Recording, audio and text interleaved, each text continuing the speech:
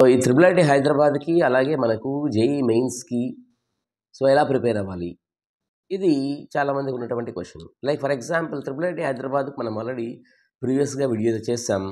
Like ఎన్ని మోడ్స్లో మనకు త్రిబుల్ ఐటీ హైదరాబాద్ ఎంట్రీ ఉంటుందనేసి డిస్కస్ చేసాం. ఓకే, సో ఒకటి జేఈ మెయిన్స్కి త్రూ జేఈ మెయిన్స్ ద్వారా జాయిన్ అవుతారు. ఇంకొకటి స్పెక్ ఎగ్జామ్ అని సపరేట్గా ఉంటుంది, అలాగే లెటరల్ ఎంట్రీ కూడా ఉంటుంది.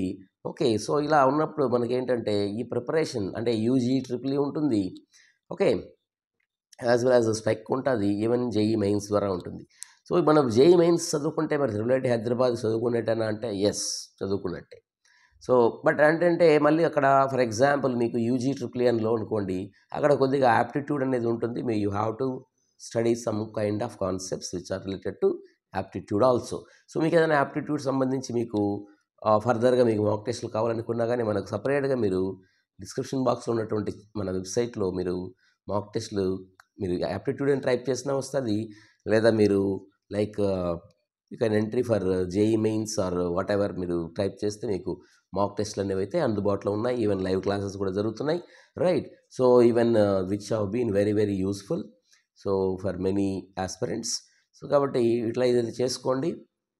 మరి ప్రిపరేషన్ ఎలా అంటే ఈ బోర్డ్ ఎగ్జామ్స్ మీరు ప్రిపేర్ అవుతూ కూడా మీరు ఎలా ప్రిపేర్ అవ్వాలి అంటే మీ బోర్డ్ ఎగ్జామ్స్ అనేది మీకు ఫిబ్రవరి అలాగే మీకు మార్చిలోనే ఉంటాయి. కాబట్టి మీకు ఆ పర్టికులర్ టైంలో మీరు ఈ బోర్డ్ ఎగ్జామ్స్ ఎగ్జామ్ రాసే టైంకి ఒక 1 వీక్ ముందు నుంచి మీరు ఈ ప్రిపరేషన్ని ఆపేయండి.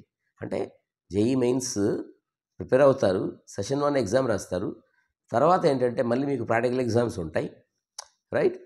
ఫిబ్రవరిలో అలా. తర్వాత ఏంటంటే మీకు మార్చిలో అలా మీకు అంటే డిఫరెంట్ సెషన్స్ అనేవి మీకు కోర్స్ మీకు ఇంకా ప్రాక్టికల్స్ ఎప్పుడైనా డిఫరెంట్ సెషన్స్ అయితే వస్తాయి తర్వాత. But I'm telling generally like maybe February అని అన్నట్టు. బట్ ఎగ్జాక్ట్ షెడ్యూల్స్ అనేవి మనం వచ్చిన తర్వాత మళ్ళీ డిస్కస్ చేద్దాం. బట్ ఎనీవే ప్రాక్టికల్స్ అనేవి మీరు ఎలాగో జేఈ మెయిన్స్లో కూడా మీకు పార్ట్ ఆఫ్ ఇట్ కాబట్టి so that is also one of the opportunity for you to learn even the practicals doing practical examination. Okay, that will be helpful add-ons for you for your JEE session 2 actually. Okay, so అలాగే ఏంటంటే మళ్ళీ మనకు ఈ ఇంకోటి ఏంటంటే మనకు ఈ main board examinations apart from the practical again మనకు మెయిన్ ఎగ్జామ్స్ ఏంటి, board examination. One thing is clear that మీకు బోర్డ్ ఎగ్జామినేషన్లో మార్క్స్ తెచ్చుకోకుండా మీరు ఈ ఫైనల్గా ఉన్నటువంటి మనకు జేఈ మెయిన్స్లో మనకి వస్తే సరిపోద్ది అని అనుకోవద్దండి. ఎందుకంటే మీకు 75% ఆఫ్ మార్క్స్ అనేవి ఖచ్చితంగా వస్తేనే మీకు ఎలిజిబిలిటీ అనేది ఉందన్నమాట. సో అలాంటప్పుడు ఏంటంటే మీరు you should not neglect the board exams also. So already మీరు కొన్ని సబ్జెక్ట్స్ చదివి ఉంటారు, మీకేంటంటే అట్లీస్ట్ మీరు బోర్డ్ ఎగ్జామ్స్కి ఒక డైలీ ఒక 2 అవర్స్ టైం స్పెండ్ చేయగలిగితే రిమైనింగ్ టైం ఒక 4 అవర్స్ టైం అయినా మీరు జేఈ మెయిన్స్కు ప్రిపేర్ అవుతూ ఉండాలి. Okay, so apart from your classes. Okay, so like that you are suppose to spend. అంటే నేను అనేది ఎఫెక్టివ్ టైం అనేది చూసినప్పుడు మినిమం 4 to 5 అవర్స్ ఖచ్చితంగా మీరు ఈ జేఈ మెయిన్స్కి ప్రిపేర్ అవ్వాల్సి ఉంటుంది everyday.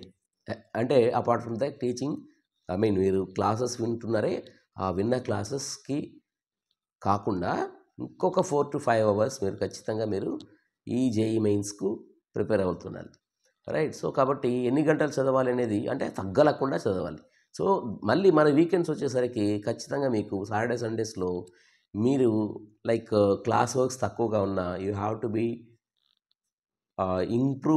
Increase your time. Like for example ఆ రోజు 10 గంటలు చదివేశారు, అలాగే మీరు సండే ఇంకొక 10-12 గంటలు చదివేశారు. చదివేటప్పుడు ఏంటంటే ఖచ్చితంగా మీరు ఏంటంటే ఒక 1-1.5 అవర్కి మాకు ఖచ్చితంగా మీరు బ్రేక్ తీసుకోవాలి, ఒక 10-15 మినిట్స్ అనమాట. తర్వాత మళ్ళీ చదవాలి, తర్వాత మళ్ళీ మీరు ఏదైనా ఉంటే ప్రాక్టీస్ చేసుకోవాలి.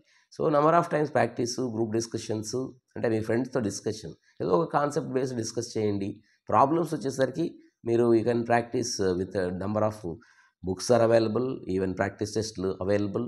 So my sincere request is that while you are doing the practice at least వీకెండ్స్లో ఖచ్చితంగా ఒక సెక్షనల్ టెస్ట్, మంత్లీకి 2 అయినా ఒక మాక్ టెస్ట్లు, ఒకటి ప్రీవియస్ క్వశ్చన్ పేపర్, ఇంకొకటి నార్మల్గా ఉన్నటువంటి మాక్ టెస్ట్ ఖచ్చితంగా అయితే రాయండి irrespective of your preparation. No, I will complete the 100% syllabus, then only I will write the mock test అని మాత్రం అనుకోవద్దు. ఎందుకంటే ఏ ఒక్కరు కూడా మనకు జై మీన్స్ రాసిన ప్రతి ఒక్కరు కూడా మీకు 100% సిలబస్ చదివే ర్యాంకులు తెచ్చుకున్న వాళ్ళు ఏం కాదు. Okay, even 60% to 70% syllabus is enough to right and crack the IIT జేఈస్, IIT seat through JEE. Okay, so once మీరు ఈ సెషన్ 1 సెషన్ 2 మీకు క్లియర్ అయిందనుకోండి, అండ్ దెన్ మీరు ఏంటంటే అడ్వాన్స్డ్కి వెళ్ళాల్సి ఉంటుంది. సో అడ్వాన్స్డ్ అనేది సపరేట్ స్ట్రాటజీ. వాటికి కూడా ఏంటంటే మీకు టైం అనేది తక్కువగా ఉంటుంది కాబట్టి మీరు ఎప్పుడైతే ఈ బోర్డ్ ఎగ్జామ్స్ చదివేశారో, ఎగ్జామ్స్ అయిపోయాయో, ఎగ్జామ్స్ అయిన వెంటనే మీరు సెషన్ 1 పర్ఫార్మెన్స్ని బేస్ చేసుకుని మళ్ళీ మీరు ఈ అడ్వాన్స్డ్కి మీరు ప్రిపేర్ అయితే ఖచ్చితంగా ఐఐటి సీట్ అయితే మీకు ఖచ్చితంగా వస్తుంది.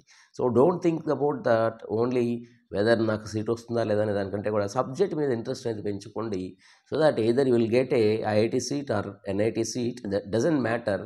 Okay, your subject is with you. And one more is that I'm sure that if the subject is with you, it doesn't matter where you are being studying. Okay, and you can crack easily similar kind of competitive examinations, like for example BITSAT కావచ్చు, or else SRM కావచ్చు, VIT కావచ్చు, అలా COMEDK, అలా మనకి even Amrutha are different మనకు ఉన్నటువంటి ఇన్స్టిట్యూషన్స్లో కూడా మీరు తెచ్చుకోవచ్చు. So apart from the triple Hyderabad. Okay, so మరి ట్రిపుల్ హైదరాబాద్ కూడా మనకు స్పెక్ ఎగ్జామ్ ఉంది. ఈ స్పెక్ ఎగ్జామ్కి సపరేట్గా ఏంటంటే మనకి ఎలిజిబిలిటీ ఓన్లీ రెసిడెన్షియల్లో ఉన్నటువంటి జవహర్ నవోదయ స్టూడెంట్స్ కావచ్చు, లేదా ఆర్జీకేటీ, ట్రిపుల్ ఆర్జీకేటీ అనేసి మనకు ఉన్నటువంటి ఏపీ తెలంగాణలో ఉన్నటువంటి స్టూడెంట్స్ కావచ్చు, వాళ్ళకి సపరేట్గా ఎలిజిబిలిటీ అయితే ఉంది స్పెక్ ఎగ్జామ్ ద్వారా.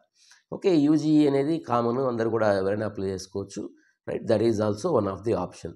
ఓకే, దాంట్లో మళ్ళీ మనకు యాప్టిట్యూడ్ అనేది అడిషనల్గా ఉంటుంది, రైట్. సో అదే నేను చెప్పాను అనమాట. సో అది మీకు ఏంటంటే ఈ యాప్టిట్యూడ్ని సపరేట్గానేమి మళ్ళీ మీరు అరే కోచింగ్ లేదే, క్లాసెస్ లేవనుకోకుండా even we can try for by considering the some books are available even on Amazon, Flipkart. Okay, and other thing is that aptitude కూడా మీకు ఏంటంటే నేను ఇదివరకు చెప్పినట్టు I will provide a link on aptitude, so you can practice the number of questions in the aptitude also, right. So mainly ఏంటంటే ఈ competitive exams కన్నిటి కూడా time management.